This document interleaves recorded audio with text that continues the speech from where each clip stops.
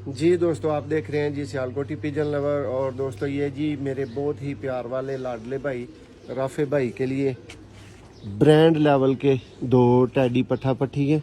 और ये चोरी साहब ब्लड लाइन से शो का और तारफ इनका आपको करवा देते हैं इस वीडियो में राफे भाई की और आपकी तसल्ली के लिए।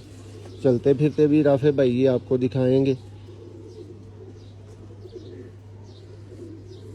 ये देखें जी, पिंक डोरे वाले टैडी।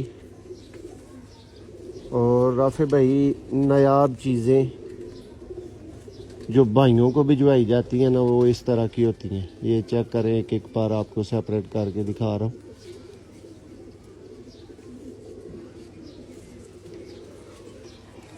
ये फ्रंट से और ये इसके साथ पट्टी है, देखें।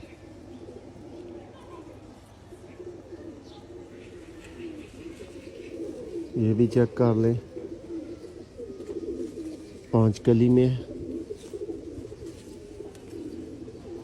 अब आपको चलते फिरते दिखाता हूँ जी। चेक करें राफे भाई, ये पीस है जनाब और ये पीस है जनाब। राफे भाई आपको बोला था, कहा था कि आपको जो चीज़ जाएगी दिल से दी जाएगी।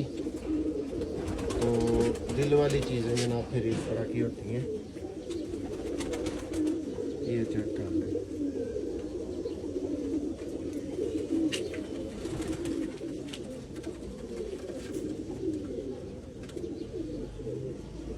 उम्मीद करता हूँ जी आपको पसंद आएंगे।